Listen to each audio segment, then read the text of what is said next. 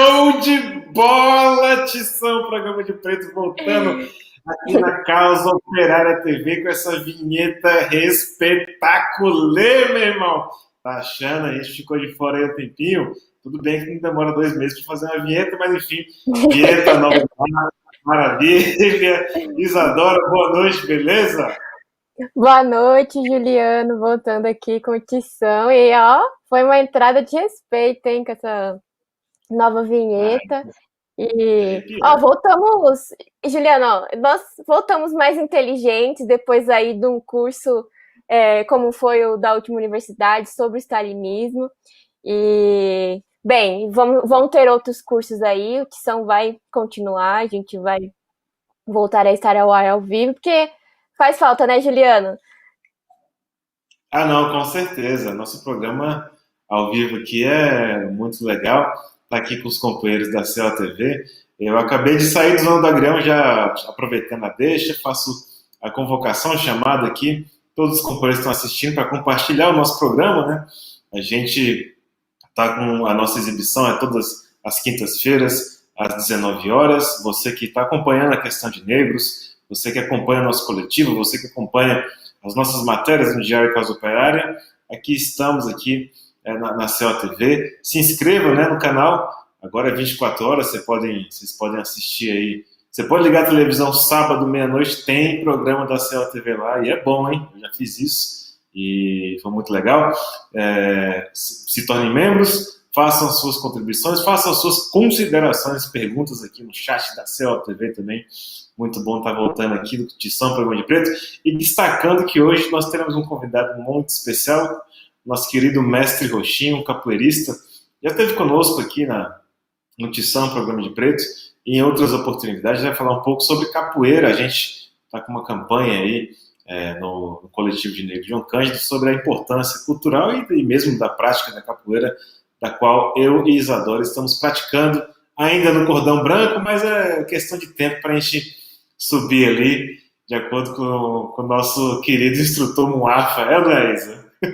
É isso aí, pois é, a gente estamos aí na capoeira e também empenhados nessa campanha em torno da capoeira, então a gente já iniciou uma série aí de entrevistas e agora trazer sempre um capoeirista, um mestre, para ajudar aí a estimular que as pessoas façam capoeira, se organizem, né, usem a capoeira como autodefesa, enfim, importante aí um legado do povo negro, uma luta muito importante.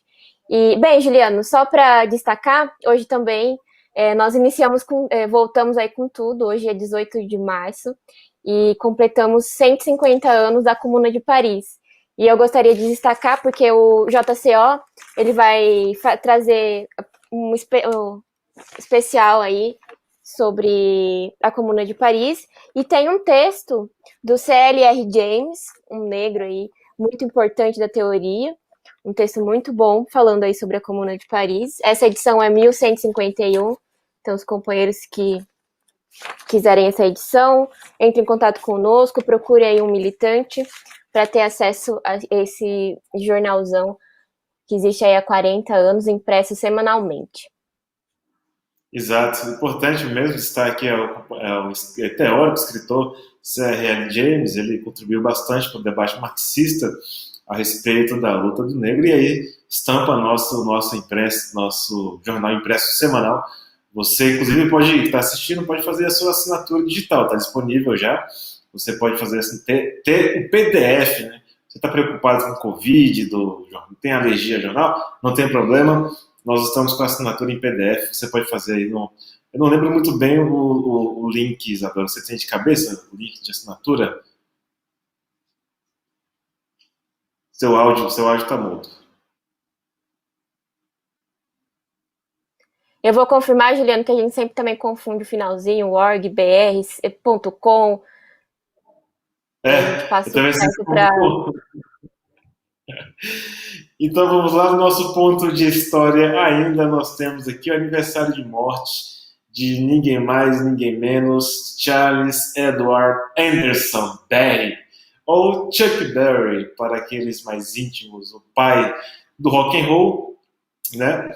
Um músico negro nascido em St. Louis em 18 de outubro de 1926, vindo falecer somente em 2017, em 18 de março, há exatos 4 anos atrás. Nós aqui da Causa Operária, né, tiramos um caderno cultural só dedicado à vida de Chuck Berry, mas não é só, nós também gravamos, né, eu e os companheiros do Música de Classe, gravamos o podcast, agora não sei se é o número 1, será que é o número 1? Eu acho que é o podcast número 1, deixa eu só confirmar aqui se é o primeiro. O podcast Música de Classe número 1, vocês podem achar na Rádio Causa Operária e também no YouTube. Ele tratou justamente do Chuck Berry, dada a importância que ele tem para nós, roqueiros, para nós negros e também para a cultura, para a história do rock em geral. Chuck Berry, ele inaugurou, né? Ele, na verdade, inaugurou toda essa questão da presença de palco, do agito, da animação, daquela energia toda da juventude canalizada ali nas suas 6 cordas de sua guitarra. Influenciou praticamente toda a geração posterior a ele, né?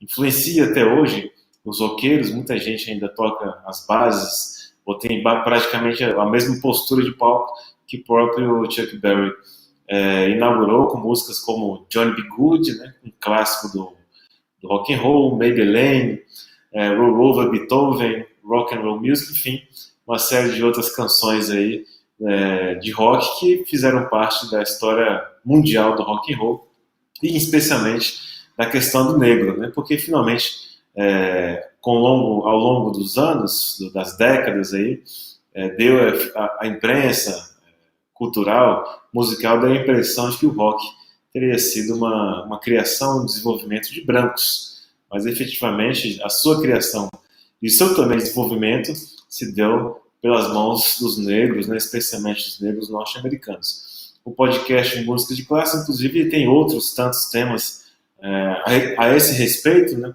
da influência da música negra não só no rock and roll, mas em suas outras vertentes, como o próprio jazz e o blues também, rhythm and blues, enfim, uma série de outros temas aí interessantes que a gente aborda no podcast Música de Classe. E aqui hoje, Chuck Berry, a gente marca aqui os seus 4 anos de seu falecimento. Viveu bastante, né? Teve uma série de problemas com a polícia, desde moleque até velho. Chuck Berry foi uma pessoa perseguida pelo sistema repressivo norte-americano. Finalmente, eles nunca aceitaram, né? Nem nas artes, nem em outras áreas do conhecimento, a proeminência de um negro, né? É uma perseguição constante.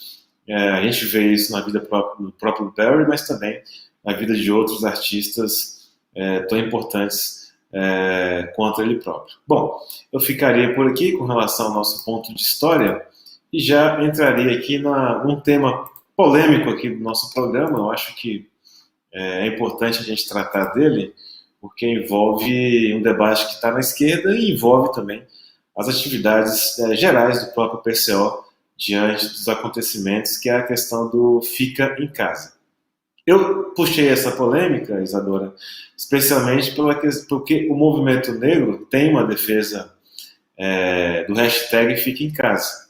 Mesmo após um ano de pandemia, mesmo após um ano de que boa parte da população negra não tenha conseguido fazer a quarentena, mesmo após um ano de tragédia no meio da população negra com relação ao desemprego, saúde, etc. e tal, a gente vê que o que está sendo organizado, no geral, né, não só para a esquerda do movimento negro, mas a esquerda pequeno burguesa no geral, são mobilizações, quando muito, mobilizações virtuais. Eu acho que a gente está colocado para nós aqui, do próprio coletivo negro, se opor a essa política, porque o desastre, né, a catástrofe toda está sendo carregada aí nas costas pela população negra brasileira. Isadora? Eu acho muito importante fazer esse debate, Juliano, porque justamente é a população negra que é a mais afetada com a questão da pandemia, né? Seja com a própria pandemia mesmo, a doença, a Covid-19, ou seja com as consequências da questão da pandemia e a consequência da política genocida que a gente vê aí os governos levando adiante. Então, no reunião de pauta, a gente acompanha diariamente as notícias, né, desenvolvimento da pandemia, e muitas delas denunciando a situação dos negros, né? Em relação ao desemprego, é muito grande. Então, o pessoal que no, de fato vai ter que ficar em casa, forçado a ficar em casa porque ele está sem emprego, mas aí você vê que a população negra é a população que menos tem condição aí de se manter em casa a partir de dinheiro de herança, de dinheiro da família e tal. Então, eles precisam ir trabalhar nas ruas. A gente vê aí o aumento significativo do subemprego, o pessoal dando fazendo qualquer coisa para conseguir um valor aí para sobreviver. Então, você vê que os negros estão aí vendendo coisas no semáforo. Mas mesmo assim, uma situação muito difícil, porque aí uma situação muito comum também os negros procuraram outros empregos, como outros trabalhos, né, como vender algo na rua e tal, mas aí com o lockdown não tem ninguém para comprar as coisas na rua, então não pode estar também vendendo na rua, né, são perseguidos aí pela polícia. E aí também tem toda a situação, né, ficar em casa, mas a gente sabe que nas comunidades, nas favelas, a maioria da população é negra, e a própria condição da casa dessas pessoas não tem como, de fato, fazer um isolamento correto. Fica em casa, mas fica aglomerado. Enfim, é assim, várias, várias coisas afetando, graves consequências afetando a vida da população negra. Não tem, parece que não tem para onde correr, né? O trabalhador negro vai para o trabalho e enfrenta o transporte público lotado. Algo que tem até virado piada. Hoje mesmo eu vi um vídeo de um pessoal casando dentro do ônibus, porque fora do ônibus não pode ter aglomeração. Eles estão aí, a polícia está invadindo festa, invadindo casa, onde tem aí um aglomerado de pessoas, mas dentro do ônibus, pode, não tem limite de lotação. Então, o pessoal, para casar, acho que também até um protesto com a situação, foi lá e casou dentro do ônibus. Mas, assim, enfim, isso aí é uma anedota, uma brincadeira diante da situação, mas a gente vê que o transporte público é uma coisa, assim, de maluco. Aí, uma coisa que eu acho, assim, é um escárnio com a população, é que os governos, eles estão fazendo todo um assédio moral contra a população. Eles estão aí usando os números de lotação de UTI, falando, ó, não tem UTI, então fique em casa, porque se você sair de casa vai morrer. Só que aí o trabalhador, ele é obrigado a sair de casa, porque, enfim, ele é um trabalhador, ele precisa trabalhar. E aí a pessoa vai lá, enfrenta o transporte público lotado, acaba ficando doente de fato, porque se ela não se contamina no ônibus, ela se contamina na fábrica lotada, na escola, porque em muitos lugares foram obrigados a voltar às aulas, enfim, em outras situações. E aí o cara, ele de fato vê que ele está sendo jogado para a morte, né? Porque os governos estão ameaçando aí a população, falando que não tem leito, se você sair de casa você vai morrer, mas o cara tem que sair de casa e ele pensa, vou morrer, né? Ou então, se ele fica em casa, ele acaba morrendo também de fome, porque não tem auxílio emergencial, não tem nenhuma política de alimentar a população. E nisso tudo, os negros são a maior vítima dessa história, dessa política genocida. E agora a gente não pode nem também falar que é genocida, né? Capaz aí de logo a gente ser preso por denunciar esse escárnio, denunciar essa situação que a população está sendo colocada. Exatamente. De acordo com suas considerações, acho que é isso. A gente tem a experiência com o hashtag Fica em Casa já durou um ano. Não dá mais para ficar aguentando essa explicação para não fazer nada. Né? Eu lembro, inclusive, muito bem que quando estrangularam o João lá no mercado do Carrefour, esqueci o sobrenome dele, João Alberto, saiu um personagem, não sei quem foi, se foi o Jones Manuel, se foi o outro lá, que falou que não era para fazer nada porque a repressão iria aumentar contra a população caso houvessem protestos contra o que foi feito pelo Carrefour contra João Alberto. Fato é que todo mundo, isso antes da pandemia, a esquerda de conjunto se escora em alguma explicação para não fazer nada. Agora é o seguinte, são 3 mil morrendo por dia, né? Todo mundo sabe quem finalmente está morrendo é quem não tem acesso aos recursos, né? Quem não tem dinheiro para se tratar, inclusive fora do país, ou seja, a população pobre. Começaram a morrer pessoas sem oxigênio em filas, aguardando UTI, sendo que esses marginais do controle do Estado estão aí há um ano e não conseguiram arrumar uma UTI, como se a UTI fosse uma máquina de outro mundo, como se uma UTI fosse um negócio que custasse trilhões de dólares, é a coisa mais simples que tem. Passou-se um ano, eles não compraram nada, não investiram dinheiro em nada, entregaram todo o dinheiro do Estado aos banqueiros, e agora a população começa a morrer por falta de ar. Por isso que é preciso acabar com esse negócio em termos de mobilização, de manifestação de protesto, acabar com a questão do hashtag Fica em Casa. Não dá mais para ficar em casa. Isso quem teve o luxo, o privilégio, né, grandíssimo privilégio de ficar em casa, que isso daí é um luxo total.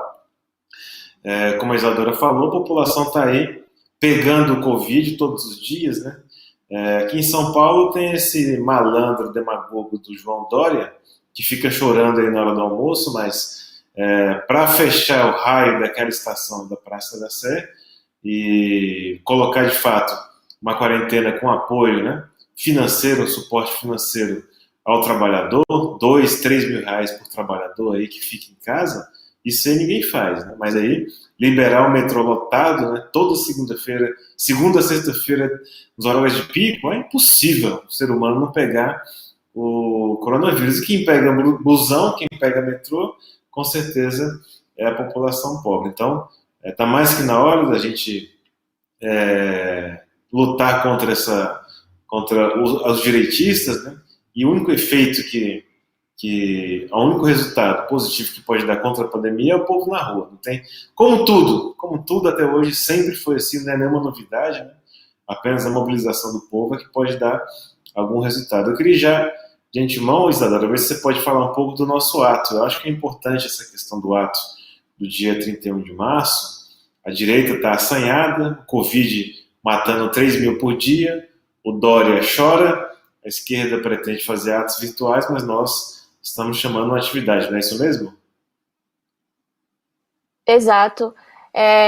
No sentido de que tem que ser feito algo mesmo nas ruas, a esquerda tem que se levantar diante de toda essa situação, porque agora não é só mais contra o genocídio da pandemia.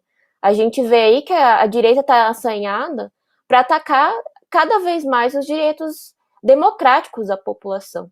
Então você vê aí cada vez mais sendo usada a Lei de Segurança Nacional, algo que, assim, eu acho que o Partido da Causa Operária deveria mudar o nome para o partido, eu avisei. Claro que a gente não tem essa política, porque é uma política sectária, né?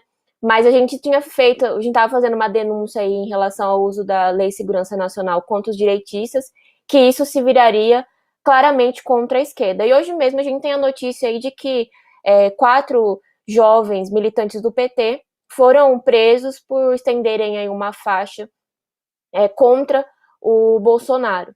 Então, nesse sentido, agora para o dia 31, a direita, assanhada também pela situação, está chamando aí mobilizações em defesa, em comemoração, o golpe de 64, e nós, Partido da Causa Operária, como sempre, mantemos a nossa política de ir para as ruas, fazer as lutas nas ruas, e eu acho que esse é o momento, tem que deixar essa política do fique em casa, não existe isso para a população pobre, para a população trabalhadora, diante aí de inúmeras situações, né? Não existe esse negócio de fique em casa, e a situação está cada vez pior, e o único jeito da esquerda se colocar aí diante das necessidades da população, da situação política, é estar nas ruas. Precisamos enfrentar aí a direita, precisamos enfrentar o fechamento do regime, precisamos pedir que medidas contra a pandemia, medidas sérias sejam feitas, precisam comprar urgentemente as vacinas. Até agora não foi vacinado nem 5% da população brasileira, depois de 3 meses eles terem anunciado aí o início da vacinação. Então, assim, motivo para ir para a rua não falta. E agora a gente vê aí que, de fato, se todo mundo ficar em casa, nem na casa vai ficar, vai todo mundo para a cadeia, porque tem imagem de trabalhador sendo preso porque foi trabalhar, estava trabalhando na rua, e agora tem a ameaça declarada dos militares contra a população, a imposição aí de um outro regime ditatorial, um aprofundamento aí do golpe que nós estamos vivendo. Então tem que ir para a rua. Não é segredo essa questão, porque a população está na rua. Só falta a esquerda sair debaixo da cama e também se juntar à população, se organizar. O próprio Lula falou, né? Tem que pegar o jornalzinho e ir para a feira conversar com a população. E, inclusive, falando aí da questão do Lula, a candidatura do Lula vai ser garantida a partir da mobilização, a partir de uma campanha mesmo junto com os trabalhadores, porque se depender aí dos militares, não vai ter nem Lula nas eleições, e pelo jeito não vai ter nem eleições, né, com essas ameaças que os militares estão fazendo contra a população. Exato, já para aproveitar, deixa da discussão e para o tema central do programa, que é a questão do toque de recolher, né? São Paulo e várias capitais e municípios, eles tiraram uma política muito, muito genial para combater o coronavírus, que é o toque de recolher ou toque de aviso de restrição ou qualquer nome que você queira dar para isso daí. Eu vou resumir um pouco a história, que é a seguinte. Por exemplo, em algumas cidades, das 22 às 4 horas da manhã, existe esse toque de recolher. Em outras, existe o lockdown o dia inteiro. Em outras, uma série de medidas tomadas pelo Poder Executivo para supostamente combater o Covid, evitando a aglomeração de pessoas. Bom, em primeiro lugar, precisa tirar essa desculpa esfarrapada de aglomeração, com base no que foi discutido até agora, que é justamente a questão do trabalho, do transporte público, dos grandes fatores de distribuição do Covid em nível nacional. Quer dizer, não é com o impedimento de atividades noturnas, né, que a gente vai combater o Covid. Em segundo lugar, e aí é bem fácil perceber, vendo até mesmo as fotos e o que de fato está acontecendo, esse toque de recolher, esse toque de restrição dos mais variados municípios, aqui em São Paulo eu acho que é especial, ele está servindo aí de base para só aumentar a repressão contra a população pobre e negra. Não tem não cumpre nenhum outro objetivo, não cumpre nenhuma outra finalidade.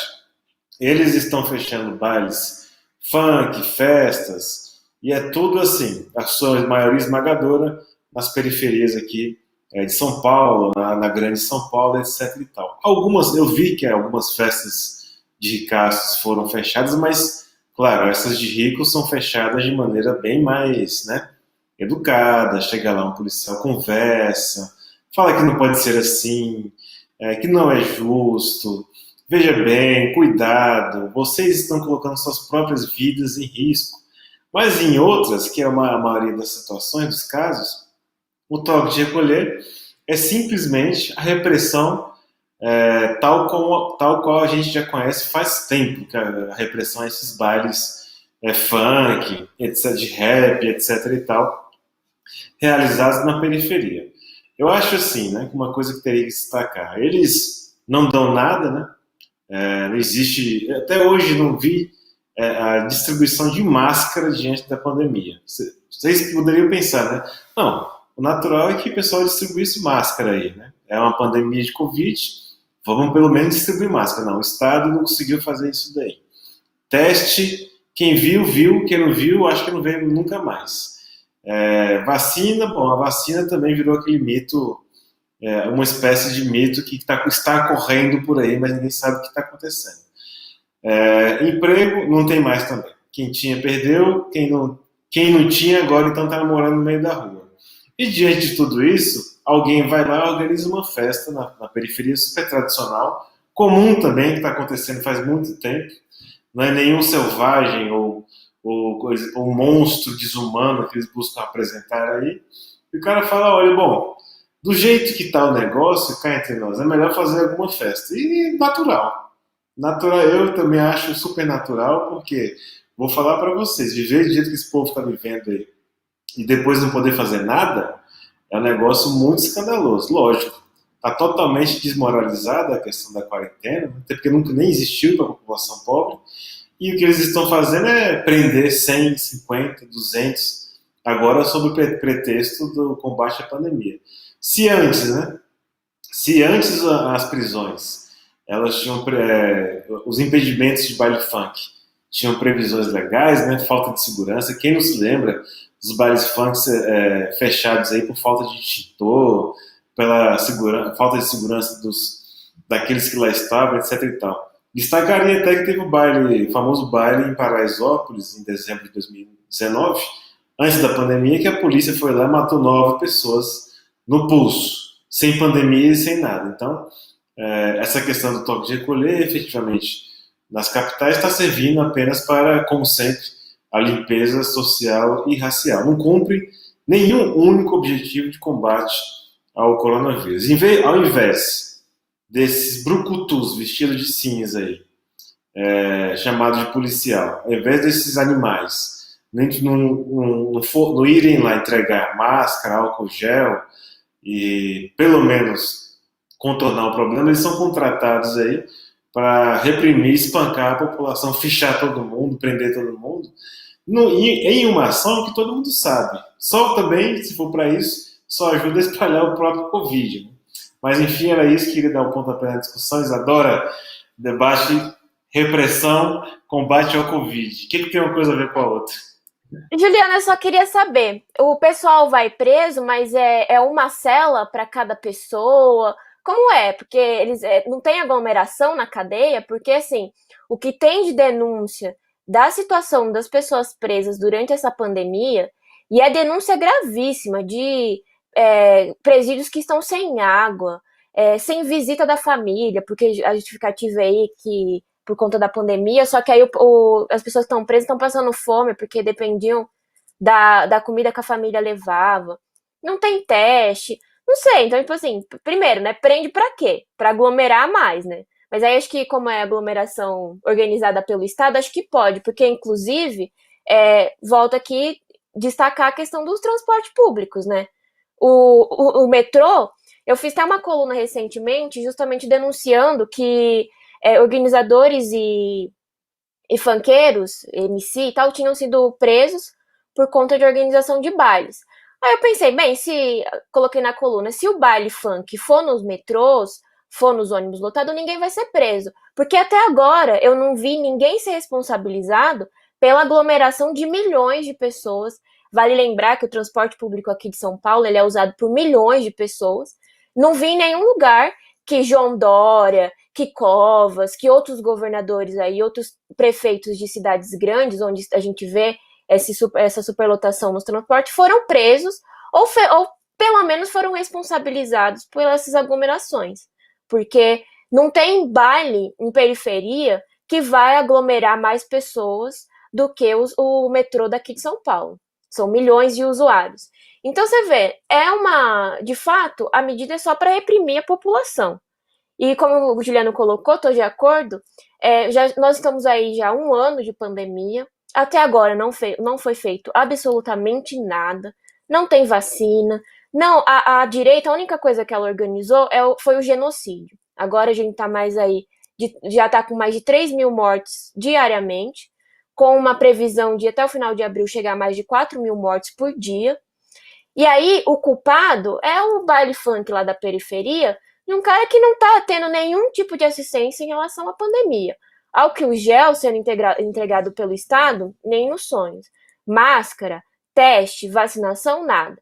Aí não tem. A casa que ele vive é uma casa aí que ele já está aglomerado com a família dele, já está aglomerado com o pai que acabou de chegar do trabalho, também estava aglomerado. Assim, tudo aglomeração normal para o pessoal. Aí vai lá num baile funk, chega um policial falando que está impondo aí a segurança sanitária, que eles estão preocupados aí com a pandemia, que estão tentando fazer o controle da pandemia. Eu não sei, eu acho que nenhum roteiro aí de filme de terror poderia ser tão ruim, tão assustador quanto a situação que a gente está vivendo, né? E aí agora você ser preso, você ser levado aí para uma sala que vai te fechar com mais 40 pessoas, porque essa é a situação das cadeias brasileiras, da onde que isso aí seria uma medida para combater uma pandemia? É uma loucura. Exatamente. É uma questão muito absurda, né? E tem isso mesmo, né? A aglomeração causada pela prisão, né?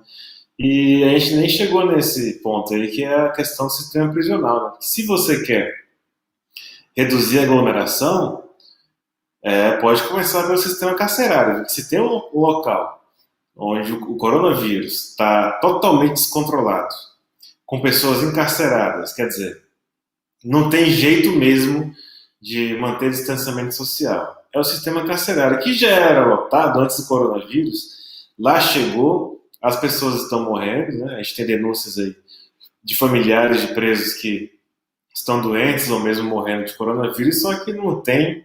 O Estado está deixando acontecer. Se já deixa acontecer aqui fora, né, para a gente que está solto, imagina o pessoal que está preso. Isso daí está uma loucura total. Quer dizer, também isso, né? A própria questão da pandemia colocou a necessidade de lutar pelos direitos democráticos dos presos. O pessoal não pode ficar preso lá. E, inclusive, se eles falaram no começo da pandemia, se tem um local que tem alguém com coronavírus, o local tem que ser evacuado. Cadeia também. Se tiver alguém com coronavírus, tem que evacuar. Vai soltar todo mundo? Vai soltar todo mundo. Paciência. O Estado é incapaz de cuidar do pessoal, de dar um tratamento humano minimamente humano para quem está preso. Bom, solta todo mundo. Quem foi que falou que tem que prender o pessoal, deixar morrer por coronavírus, mofo, pneumonia? Quem foi que falou que isso está permitido? A lei proíbe tudo isso daí. Obviamente, se existe, né, algumas disposições de combater o coronavírus, deveríamos começar por aí. Os presídios, 900 mil pessoas estão encarceradas, né, no país, pelo menos. Nós estamos aí chegando à marca de 300 mil mortos. Não se sabe, né, a contabilidade oficial do Covid nas penitenciárias é um número escuro. Ninguém sabe quantas pessoas já faleceram no sistema prisional brasileiro. Então, companheiros, tem bastante. Não faltam, né, reivindicações para que a gente possa organizar nossas atividades, nossos atos. Né? Tudo que está sendo feito pela direita, né, tão somente largar o pessoal à própria sorte. Né? As mortes aumentam todos os dias por conta disso daí. E essa questão do toque de recolher é isso. Imaginem vocês, né? O cara chega a viatura com tanta coisa acontecendo no país, 3 mil pessoas morrendo por dia, o cara vai lá fechar uma festa na periferia de 50 a 100 pessoas. Né? A que pretexto seria o fechamento dessa festa? E eu também me somo à colocação da Isadora. Já tive o desprazer de passear em um camburão cheio. Eu acho que ali não se guarda muito o distanciamento social, não. O isolamento social dentro de um camburão não é lá essas coisas. Então, eu acho que as prisões, inclusive, eu acho que a polícia poderia trabalhar. Se quiser uma medida boa para combater o Covid, tira os policiais da rua, entendeu? Manda o pessoal descansar, põe um jaleco aí branco para eles entregarem máscaras nos terminais de ônibus, porque não está dando muito certo o combate ao Covid através da repressão contra a população. Eu acho importante dizer isso porque existe uma campanha e ninguém fala nada. Né? Que não, fecharam uma festa, aí fica aquele negócio mudo. Né? Nossa, fizeram uma festa. Eita, um baile funk. Eles se reuniram num baile funk. Não, até parece. Todo mundo sabe que a burguesia, a classe média, todo mundo lembra do Réveillon. Quem não se lembra do Réveillon? Todo mundo fez festa aí em tudo quanto é lugar. E lógico, se o pobre faz festa, meu amigo, aí não pode. Pobre só pode pegar coronavírus, morrer, trabalhar por mixaria. Festa não, festa tá proibido, porque aí vai transmitir o coronavírus com essa festa aí. Tudo bem, mas e o metrô da Sé que eu pego às 7h30 da manhã? Tem gente até em cima de mim, assim, em pé, nos meus ombros. Isso aí não passa Covid nenhum? Não, mas aí nós estamos vendo, né? Vamos ver de diminuir aí como é que é? Diminuir a quantidade de pessoas nas ruas. Agora eles vão até antecipar o feriado de novo. Tô vendo que vai ter vídeo de novo. Vai ter dia da consciência negra agora, na semana que vem. Não, e ó, Juliano, só uma denúncia em relação a esse negócio do feriado. Porque no carnaval, eles não teve feriado. Eles colocaram, foi dia normal, um monte de gente trabalhou, não foi feriado. E aí, eu lembro que eu brava, eu falei, ano passado, para falar e tava fazendo algo contra a pandemia, eles adiantaram aí os feriados para ter o feriado prolongado, falar que tava fazendo lockdown, diminuir o número de pessoas na rua. Mas aí no carnaval, que era uma data para poder fazer isso, não teve o feriado justamente para, sei lá, porque eles não queriam que o pessoal se juntasse, não queria que tivesse festa, nem nada. Aí o pessoal teve que. O bloco do carnaval foi no metrô, porque lá tava tudo lotado. Então você vê, é um escárnio com a população. E, inclusive, outra coisa do metrô. A campanha do metrô é Juntos contra o Coronavírus. Aí você fala assim, mas por que juntos contra o coronavírus? Né? Porque eles querem dizer que, tipo assim, o governo tá junto com a população combatendo o coronavírus. Mas é mentira, porque a única coisa que tá junto é todo mundo lá no metrô. Tá todo mundo bem junto mesmo. Todo mundo lá é juntíssimo. O Dória, o Covas, todo esse resto aí tá tudo bem longe. Eles estão se cuidando mesmo. Então, você vê, não tem política nenhuma. E o que acontece? A esquerda vai fala, né, que ataca a nossa denúncia e tal, fala que nós somos negacionistas. Que, tipo, a gente tá negando aí que as festas vão transmitir o vírus para as pessoas e que os jovens têm aí a ideia de que eles não pegam o vírus, mas eles podem pegar o vírus nessa festa e levar para os pais, levar para as pessoas mais velhas. Bem, se a polícia, se os governos aí, Dória e tal, eles estão preocupados com a população mais velha, então eles que tratem de vacinar todo mundo, né? Eles que tratem aí de fato vacinar as pessoas mais velhas, os mais jovens, tratar de vacinar todo mundo. Se eles estão preocupados mesmo com a segurança sanitária, então eles que arranjem aí as vacinas necessárias e vacinem todo mundo. Eles que levem uma política de combate à pandemia séria. Agora, vem me falar que prender todo mundo de uma festa é combate à pandemia? Bem, aqui na minha testa vocês estão vendo, não tá escrito otária, né? Não é questão negacionista. Negacionista é essa esquerda que vê a direita genocida fazer essas coisas contra a população e achar que isso é combate à pandemia. Para mim, anticientífico é você falar que vai prender uma pessoa para jogar ela numa sala aglomerada com outras tantas pessoas, numa situação sem nenhuma condição sanitária e falar para mim que isso é combate à pandemia. Não, né? Exatamente. Bom, destacando aqui mais um ponto da nossa pauta, né? Lembrando que às 20 horas o camarada Mestre Roxinho vai entrar aqui para bater um papo conosco sobre capoeira. Mas antes disso, ocorreu na imprensa, né, na própria imprensa de esquerda, uma matéria dizendo que jovens da periferia saquearam o mercado, invadiram o mercado e levaram televisores, celular, levaram um monte de coisa. Eu só tenho a dizer uma coisa para ele: estão de parabéns, entendeu? Não tem jeito, não dá para ficar esperando que tudo aconteça como esses malandros do PSDB aqui de São Paulo falam que vai acontecer, que Bolsonaro vai dar auxílio emergencial.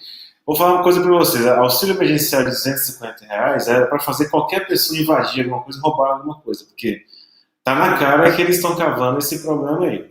O fato é que o problema da crise social que está no país, ela vai dar, né, lugar a um verdadeiro levante, motim, saques, porque é o que vai acontecer. Ninguém está aqui, ninguém é obrigado a morrer de fome, ninguém é obrigado a morrer de Covid, ninguém é obrigado a morrer de cacetada da polícia, entendeu? E ninguém é obrigado a ver os outros, né? Os ricaços, tudo numa nice aí, cheio de dinheiro, mantendo seus lucros, e a população trabalhadora tendo que viver desempregada à base de R$ 150. Ninguém é obrigado a viver isso daí. Então, a população foi lá, saqueou o mercado, levou um monte de coisa. Não sei nem se a gente tem esse vídeo, mas finalmente estão certos de fazer isso daí. Não está errado, não, está correto de fazer isso daí. Ninguém tem que ser punido e preso por nada, porque a situação chegou a tal ponto que a população precisa mesmo tomar medidas. Se a esquerda não quer tomar nenhuma iniciativa, quer ficar no hashtag Fica em Casa, atos virtuais, bom, vamos aguardar que a população vai acabar fazendo alguma coisa. Temos o vídeo, produção? Se tiver, pode soltar.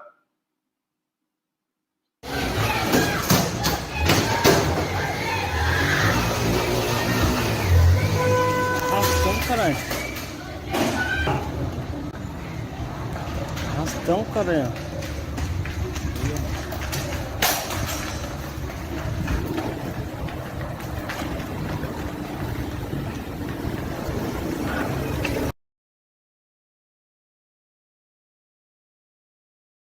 Isso daí. Ai, ai. Não, tem que entender o problema, né? A população está revoltada. Isso aqui é de menos. Se eles continuarem com essas loucuras aí, de deixar morrer 3 mil por dia, 5 mil que estão falando que vai morrer, desemprego, fome, falta de casa, não tem. Ninguém é obrigado a passar por isso, não. De jeito nenhum. A população está mais do que certa em fazer isso. É preciso se organizar e dá um caráter organizado para o problema, né? Mas é isso. Algum comentário, Isadora? Essa daí tá a tendência é piorar, porque 4 mil pessoas morrendo por dia. Auxílio emergencial de R$ 150. Eu não sei da onde que tiraram que R$ 150 é para sobreviver. Não dá para sobreviver nem 3 dias. Você almoçando, jantando, e uma pessoa. Agora imagina 150 para um mês todo. Esses saques aí, isso daí vai acontecer diariamente. E já estava acontecendo. É que esse daí aconteceu aqui em São Paulo, né? E aí o pessoal ficou horrorizado e tal, mas a gente já estava vendo denúncias de caminhões de carne, caminhões de distribuição de alimentos sendo saqueados, próximo aí comunidades que... Uma outra notícia para acrescentar a questão da dificuldade da população se alimentar, saiu uma notícia no próprio Jornal Nacional de que 80% da população de comunidade não estão conseguindo se alimentar, a não ser que seja por doações. Doação dessas ONGs, organizações religiosas, ou pessoal que está se organizando aí para distribuir alimento para esse pessoal. Então, imagina, a população diante de uma situação de morrer de fome, literalmente, é questão de sobrevivência, você entrar num lugar e pegar o que você tem direito para não morrer ali, morrer diante dessa situação que a gente está vendo, né? Exatamente. Bom, já mandei o link para o nosso camarada Mestre Roxinho. Daqui a pouco ele vai estar entrando aqui conosco para bater um papo sobre capoeira. Eu destacaria só mais uma notícia, antes da gente entrar na discussão da capoeira, sobre o racismo reverso que aconteceu no. O racismo reverso, né? Por isso que a lei é boa. A lei é boa por isso. Toda lei ela surge com um objetivo canônico, né? Lindo, maravilhoso, mas no final das contas ela acaba servindo tão somente para aquilo que serve a lei, efetivamente, que é para aumentar repressão, enfim.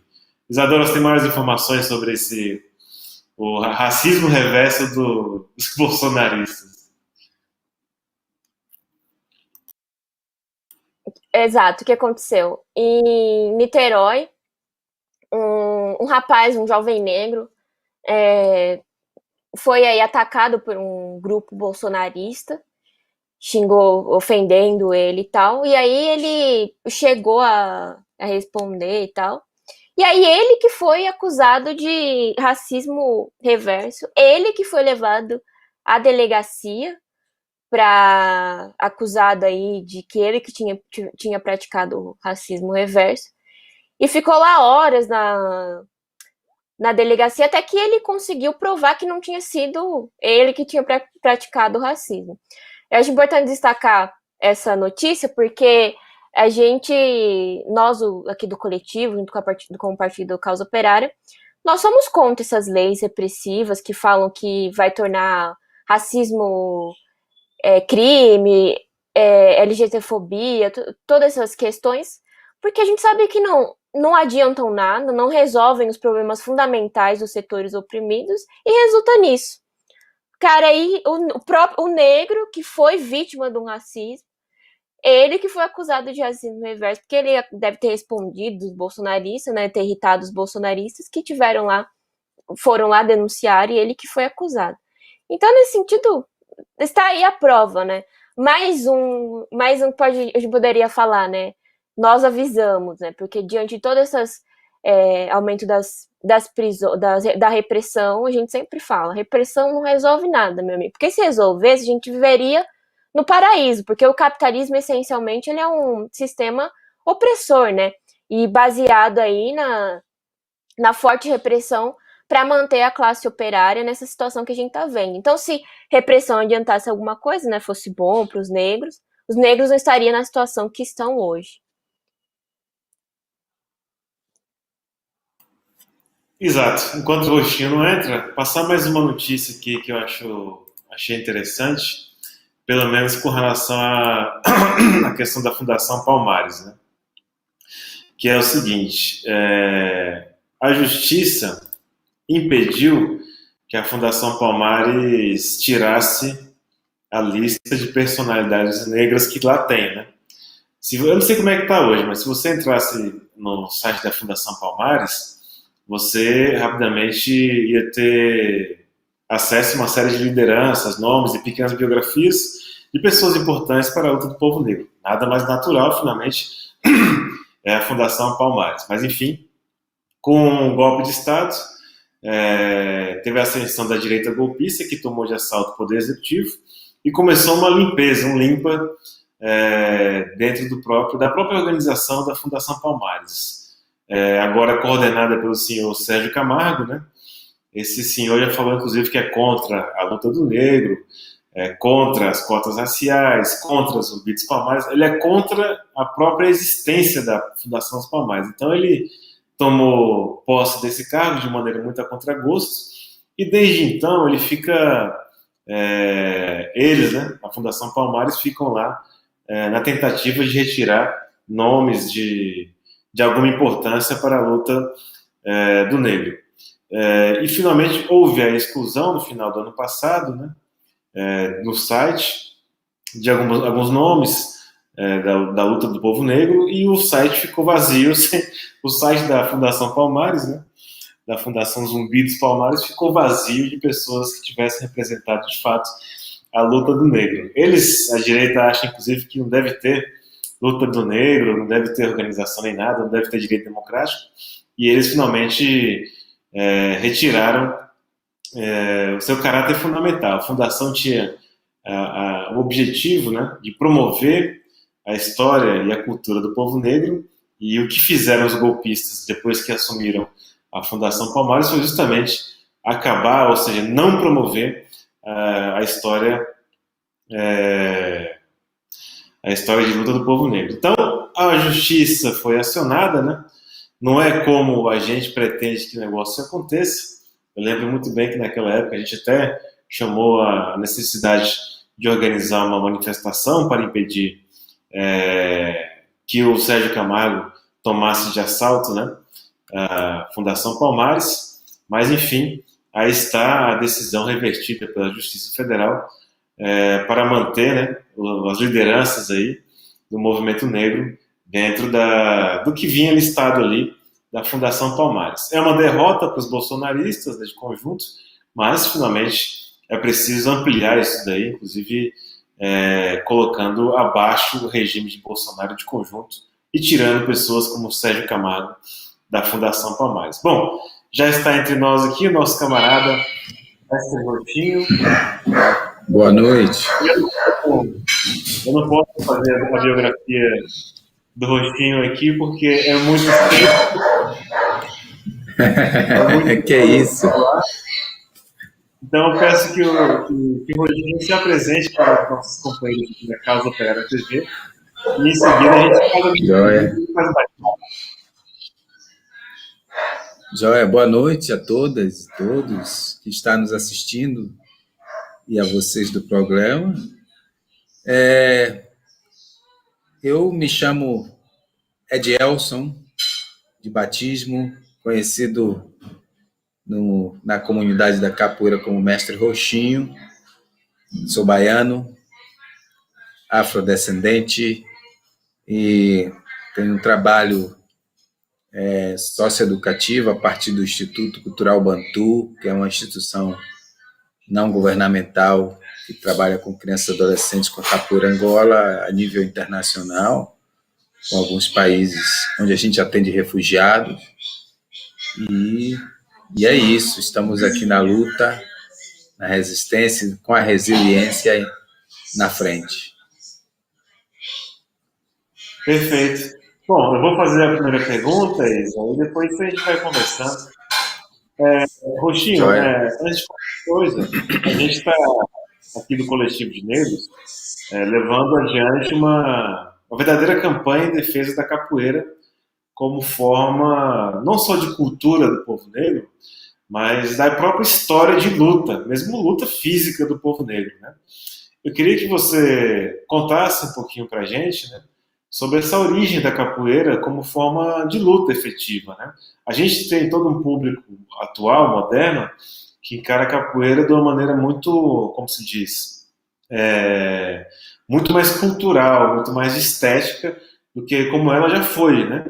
Um instrumento de resistência, de luta da população negra. Eu queria que você comentasse um pouco essa questão. Pois é, a capoeira ela nasce como uma prática corporal física e oral, né? No sentido de como instrumento e ferramenta de luta dos povos escravizados no Brasil. E a partir disso, ela nasce na zona rural, né?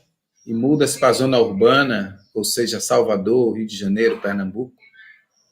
E na zona urbana, ela cresce dentro desse mesmo contexto na luta contra a opressão, né? O racismo, a negação da sua existência, não só como luta física, né? Ela teve várias faces, né?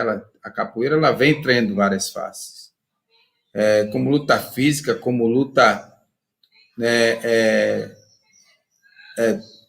histórica, assim como uma luta dialética, né? Ou seja, oral, a partir do seu canto. A musicalidade na capoeira é uma das grandes ferramentas contra racismo e todas as formas de segregação ao povo preto, né? A capoeira, ela é entendido por nós, eu estou na capoeira há 42 anos, e é entendido por nós que existia uma necessidade da sua expansão para que, como uma forma até de sobrevivência, né, dos mestres e mestras, mas como já sabemos que no momento da lei de sobrevivência, a gente não cria precauções ou preocupações, né, como planejamento para os resultados finais, né? A gente só pensa na necessidade do momento, que era do momento. E a capoeira ganhou o mundo de forma folclórica, né? E assim foi como o mundo conheceu a capoeira. E assim o mundo ainda digere a capoeira em alguns lugares do mundo, e até mesmo no Brasil em alguns momentos. Ainda vê a capoeira como algo muito relé, como uma coisa chula, né? Por ser coisa de preto, né? Mas a capoeira ela tem um protagonismo muito forte na luta do povo preto no Brasil, né? E uma luta de resistência que hoje já não se usa mais na parte física como a sua luta de resistência, mas na sua própria existência, assim como na sua filosofia, né, de conteúdo histórico. Então, acompanhando esse processo da sociedade, a capoeira ela deve entender de que não dá mais para a gente sair batendo em pessoas com chapa de frente, rasteira e cabeçada, porque, consequentemente, aí eles vão encontrar o que eles mais queriam, que é prender o que eles mais gostam de fazer, que é prender o povo preto, né? Acusando de violência, etc. Então, a gente procura usar as ferramentas da capoeira no sentido, né, das resistências ritualísticas, né, da nossa conexão direta com a religião de matriz africana, da nossa permanência e busca desse processo educativo, né, e fomentador e empoderador do povo preto a partir da capoeira, né? Sabemos que a capoeira ela dá visibilidade para o povo preto, ela dá protagonismo, ela consegue com que nós, mestres principalmente, chegue ao ponto de viajar para outros lugares, seja no Brasil, dar palestras em universidades, mesmo sem ter feito nenhuma faculdade, nem ido, muitas vezes, até dificuldade de fazer o seu próprio nome, mas consegue dialogar muito bem com a linguagem corpórea e musical, que é a capoeira, a partir dos seus valores civilizatórios afro-brasileiros, né? Então, a capoeira ela tem, sim, o seu papel na sociedade e ela vem desenvolvendo e ampliando isso nas discussões de ocupar o lugar de fala quanto prática de matriz africana dos povos de raiz dos povos escravizados no Brasil, e que ainda hoje a gente sofre muito mais porque existiu aí uma erupção de pessoas brancas na capoeira, e infelizmente muitos dos nossos, né, modificaram algumas linguagens da capoeira para a adesão da capoeira em alguns espaços, né, e a ascensão até dele mesmo no mundo da capoeira e na sociedade, né? E a gente entende que, às vezes, no momento de necessidade de conflito, você precisa fazer algo que lhe dê resultado imediato, mas é importante pensar nas consequências, e as consequências elas estão aí, desconfiguração de vários rituais e tradições da capoeira, né? As consequências elas estão aí, a dificuldade da implementação da capoeira na escola, principalmente agora com esse governo, né, genocida, né, de várias formas. Ele não é só um genocida do povo brasileiro, ele é genocida da cultura, ele é genocida da educação, né? E eu espero que quando, em algum momento, o Estado possa cobrar dele isso com justiça, né? De que ele está cometendo, de fato, um crime, né? Com a humanidade, com o povo brasileiro. E a gente segue com a resiliência e com a luta, né? Buscando dialogar hoje muito mais com os praticantes para que eles entendam que o lugar de fala da capoeira está nas mãos dos povos afrodescendentes e que a gente quer algo que nos represente, que a gente quer algo que dialogue com as nossas ancestralidades, com as nossas relações inter e espiritual, né? Então, eu acho que é importante a gente enfatizar isso. Mas há uma luta muito grande ainda pela frente para que a gente consiga atingir o que a gente acredita que é possível, para que a capoeira, na sua plenitude e respeito da sua ritualidade prática, ocupe os espaços, né, sem a necessidade da pincelagem. Tire isso, porque isso não, olha, isso aqui parece algo que não é muito legal aqui dentro, né? A gente precisa ser aceito como a gente é. E é isso. E eu gostaria de saber, assim, como você se envolveu com a capoeira, como que você entrou, né, iniciou o seu caminho aí na capoeira. Eu sou neto de capoeirista. O meu avô, o pai do meu pai, era capoeirista, e a primeira vez que eu vi capoeira foi por volta de 1974, e meu avô jogando capoeira, e o engraçado que naquela época meu avô escondia para a família que jogava capoeira, né? Porque a capoeira é tido como coisa de vagabundo, né? E aí meu pai, no leito de morte, também veio me dizer que era capoeirista e que era para eu continuar com a capoeira. Mas eu terminei não aprendendo capoeira nem com meu avô, nem com meu pai. Eu sou nascido da ilha de Itaparica e, por necessidades, nós tivemos que migrar para Salvador. E lá eu encontrei a figura do mestre Vigílio da Fazenda Grande, que, consequentemente, terminou sendo a pessoa que me criou, né? Então, eu cresci na casa do mestre Vigílio da Fazenda Grande. Quando eu chego lá, eu cheguei com 8 anos, 7 para 8 anos, e fui aprender a profissão de serralheiro, que ele é serralheiro,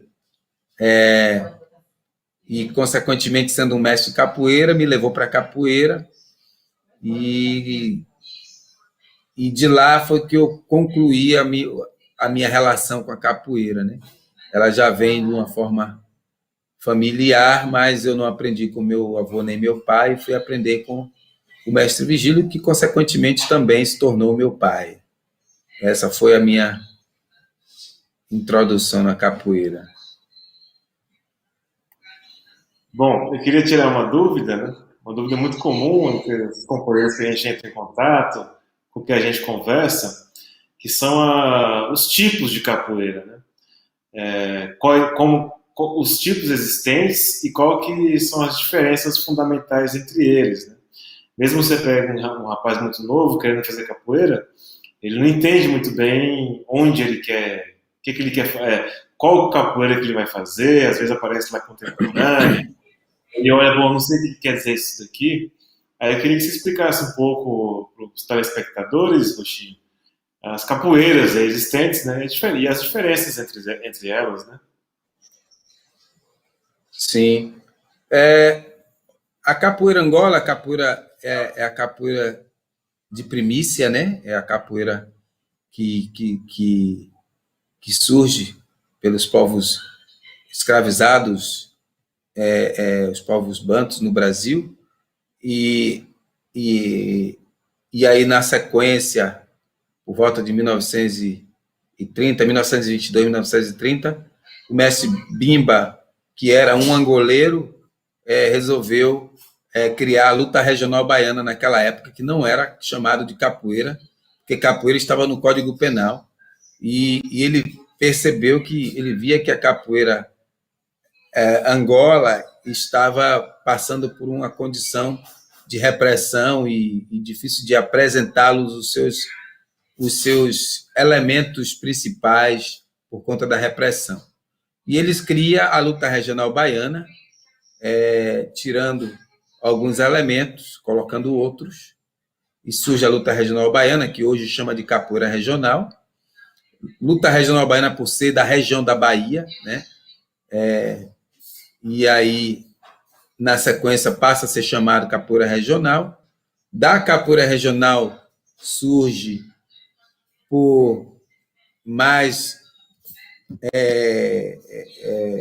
possivelmente surge na região do Rio de Janeiro e São Paulo, nasce uma outra vertente de capoeira, que é o que se chama hoje de capoeira contemporânea, a partir dos alunos do mestre Bimba, né, que estavam na Bahia estudando medicina, e o mestre Bimba ensinava na escola de medicina. Esses retornam para os seus estados de origem, e lá, né, nasce um novo estilo de capoeira, que é essa capoeira mais moderna, contemporânea. Nos anos 90, começa uma nova leva de capoeira, surgindo aí capo jitsu, capo boxe, outras formas aí de prática de capoeira mais ligadas a essas lutas de ringue, né? E não para por aí, né? Eu prefiro não citar o nome de todos, não dá para dar nome a quem a gente diz que não tem nem apelido. Então, eu cito essas porque essas elas são raízes e vem demonstrando que é possível a gente ainda dialogar, né, com alguns fundamentos que ainda se é preservado na prática delas. Hoje, passa-se por um processo bem complicado na questão da capoeira, porque surge aí uma nova ideia de apropriação cultural, que é a ideia dessa capoeira gospel que estão tentando, né, implementar, né, eles, né, essa luta de poder, né, dos evangélicos não para por aí. Então agora eles estão criando uma ideia de capoeira gospel, né, que para nós, né, não deixa de ser um engodo, uma apropriação cultural que não é válido, o que eles, né, a gente não valida a ideia e vamos combater e debater contra esse processo, porque é um processo de descaracterização da cultura, né, de raiz africana, a capoeira, né? Eles já entram com esse processo de crítica, principalmente ao atabaque, né, dizendo que é um instrumento demonizado e por isso não deve estar na capoeira deles, né, embora eles não tenham como assumir nenhuma capoeira para eles. E isso é o que a gente pode estar dizendo quanto histórico, né, nesse processo que a capoeira vem atravessando de muita resistência e de luta para tentar conseguir se manter e manter a sua prática. A gente entende que a tradição ela não é estática, ela se movimenta, ela se transforma. A gente entende que a cultura também se transforma, mas ela não descaracteriza, né? Ela deve manter suas características aí. E essas novas ideias e práticas que vêm surgindo de capoeira é uma descaracterização, né?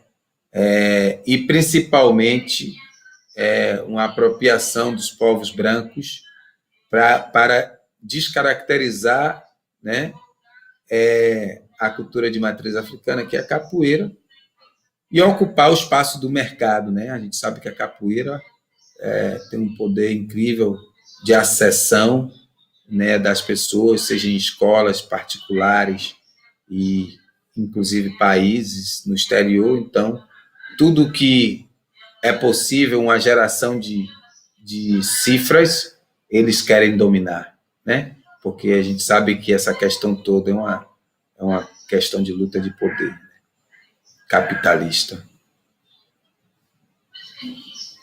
Bom, a gente infelizmente é um tempo meio corrido nosso aqui.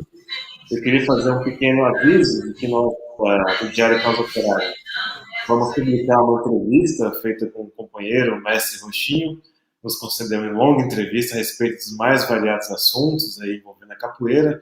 É interessantíssimo para a questão da história e da atualidade da capoeira, né?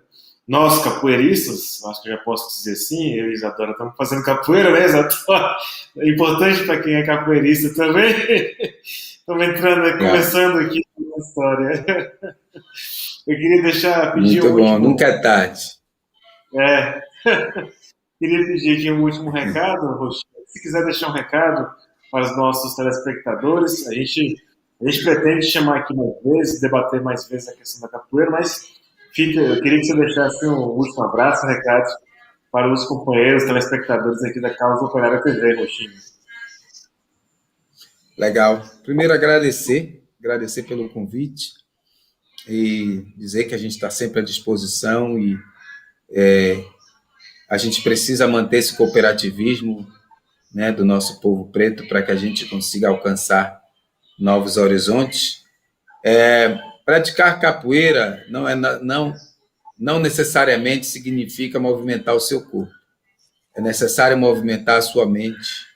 É necessário alimentar, né, a sua espiritualidade, né, a partir desse processo musical que a capoeira traz, linkar a sua vida, as suas bases, né, ancestrais com a capoeira. Isso é muito importante, porque isso alimenta o seu conhecimento, alimenta o seu entendimento, né? E te coloca num espaço muito mais interessante dentro da prática da capoeira. A capoeira é acolhedora, né? E ela pede com aqueles e aquelas que são acolhidos para que cuide dela, para que mantenha, né, as suas formas, as suas práticas, os seus rituais e que respeitem, né? E dizer que capoeira é para homem, menino e mulher, não aprende quem não quer, né? Como dizia o mestre Paulo dos Anjos, na capoeira tem muito mais doutor jogando capoeira do que jogando futebol, né? Então, venha jogar capoeira, venha praticar capoeira, mas não venha transformar a capoeira. Deixe com que ela transforme você. Essa é o que eu quero dizer para vocês. E se eu puder falar um pouquinho da campanha que nós estamos fazendo, pode ser? Pode. Então, quanto capoeirista, como um militante da capoeira, a capoeira é uma política social e a gente sabe do momento em que o Brasil está vivendo, com a questão da pandemia, a nossa população está passando fome, nosso povo preto, principalmente, é quem mais sofre, é quem mais passa necessidade nesse momento por estar no mercado informal, né? E, na sua maioria, também desempregado. Então, nós estamos lançando uma campanha que chama Capoeira contra a Fome no Brasil. Essa campanha será lançada no dia 22. É uma cooperatividade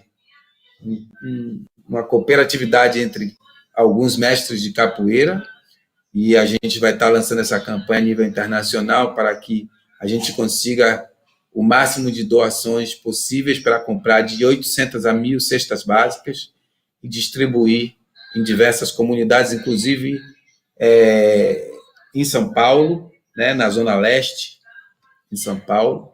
Tem o mestre Pedro Peu, que trabalha aí na Zona Leste com capoeira em São Paulo, na comunidade, no Rio de Janeiro e na Bahia. Então, a gente agradece. No dia 22, a gente já vai estar lançando essa campanha em algumas redes sociais. Nas redes sociais já está. A gente vai lançar oficialmente, ela já pode ser doada, o link já está funcionando para que possa ser doado. E a gente conta com o apoio de todos e todas para que a gente consiga botar comida na mesa dos nossos irmãos e irmãs que estão passando necessidade nesse momento. Aquele abraço, muito axé para vocês e força na luta.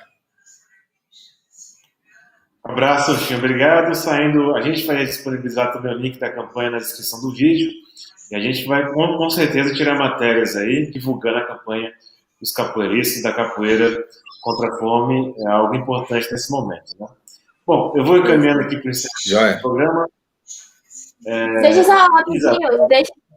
Eu queria agradecer o mestre Roxinho e espero aí que após a pandemia a gente possa fazer uma roda de capoeira juntos. Seria aí uma honra. Maravilha. Juntar, inclusive, mais mestres, fazer aí um evento em torno da capoeira. Seria, assim, para nós que estamos iniciando agora na capoeira, né, Juliano? Seria uma honra, além também de que seria um evento aí muito interessante. E como o Juliano colocou, a gente vai divulgar ainda mais as suas entrevistas, a sua participação aqui conosco, que para a gente é fundamental, dentro aí da campanha em torno da capoeira, também divulgar aqueles que estão aí na luta para manter a tradição da capoeira e tudo isso que você nos apresentou aqui. Joia, obrigado. Eu agradeço. Obrigado, Juliano. Como você chama mesmo? Desculpe. Eu sou Isadora, desculpa, eu que acabei não me apresentando. Isadora, obrigado, Isadora. Obrigado a todos que nos assistiram. Obrigado. Obrigada. É isso aí. Bom, Isadora, nós temos aqui alguns minutinhos para você ler os superchats, os comentários. Acho que tem algumas coisinhas aí. Dá uma boa noite para os companheiros da CELTV. É isso aí. Bem, nós tivemos a participação no chat do companheiro Cauê Transmonte. Jesus era um humano, acompanhou aqui conosco reunião de pauta Tição, que eu apresento reunião de pauta todos os dias. capaz daqui a pouco eu até falar bom dia. Boa noite para o companheiro Tomili Verga. Ele, inclusive, comentou: os companheiros acreditam que a ditadura agora deve escalar exponencialmente devido ao que estamos vendo nesse momento? Bem, parece que sim, né? Inclusive, se a esquerda continuar sem fazer campanha na rua, sem participar e fazer atos nas ruas, fazer uma campanha aí. Passo depois para o Juliano responder também. Felipe Riso, Orlando Andrade, boa noite, companheiro. Anderson Andrade Alex também está aqui. Tiago Pires, nosso companheiro de partido, de coletivo. Hernandes Menezes, Henrique Ares Araújo. Quem mais? E Eugênio Dias. Ele parabeniza a equipe da Causa Operária por trazer a capoeira para o debate. É isso aí, o coletivo está fazendo essa campanha em torno da capoeira, assim também como o Diário Causa Operária, todo o partido em luta aí, de fato em luta, porque bastante militantes aí estão fazendo capoeira. É isso. Uma ótima noite, então, para os companheiros da Causa Operária TV. Voltamos, Tição. Você que chegou agora, você pode voltar ao programa lá e pegar a vinheta nova que saiu do Tição, hein? A vinheta tá daqui, como diz meu pai, tá? Beleza? Volto lá para você ver como ficou legal a vinheta. E agora nós nos encontramos na próxima quinta-feira, às 19 horas. É isso, Isadora? Boa noite. É isso aí, boa noite, muito obrigado, companheiros que acompanharam. E dá para depois compartilhar o programa separadamente. Procura lá no acervo de vídeos da Causa Operária. Compartilha aí o programa, a entrevista com o companheiro, com o mestre capoeirista, o Roxinho, e ajuda aí na divulgação. Tchau, tchau.